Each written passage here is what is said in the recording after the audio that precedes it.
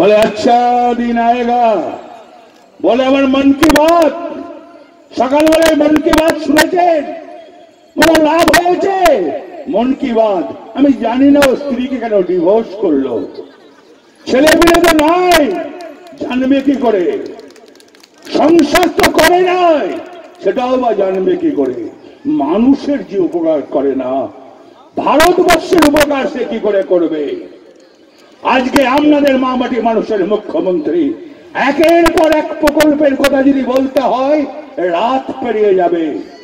মমতা ব্যানার্জি সাধারণ মানুষের মুখ্যমন্ত্রী, আপনাদের মুখ্যমন্ত্রী যার সামনে দাঁড়াতে পারবেন, যাকে দুটো কথা বলতে পারবেন, তার অহংকার নাই, তার গিটের নাই, সে সাধারণ। পায়ে তার হায় চপ্পল, পরনে তার 600 টাকা দামের তাঁতের শাড়ি, মাথার উপরে টালির ছাল। এর নাম মমতা ব্যানার্জি। মমতা ব্যানার্জি কাউকে অহংকার দিয়ে কথা বলে না, মমতা ব্যানার্জি কোনদিন মিথ্যা কথা বলে না। মমতা ব্যানার্জি একটাই কথা বলে, হে আল্লাহ, হে ঈশ্বর, আমার পশ্চিম বাংলাকে ভালো রাখো, আমার পশ্চিম বাংলায় যেন হানাহানি না হয়, আমার পশ্চিম বাংলা যেন শান্তি থাকে। কেন বলুন তো?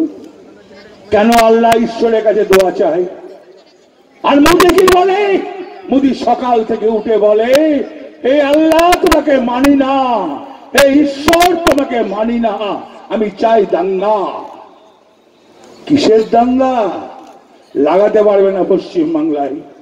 এখানে আমরা হিন্দু মুসলমান আমরা একসঙ্গে থাকি, আমার রক্তের সঙ্গে মুসলিমের রক্তের কোনো পার্থক্য নাই, একই রক্ত।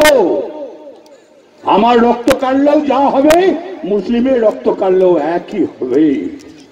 তাই যে চ্যালেঞ্জ করে বলে যাচ্ছি, হিম্মত থাকলে আমি দাঁড়িয়ে আজকে বলে গেলাম, নলহাটির বুকে 30 থেকে 35,000 ভোটে লিড নেব।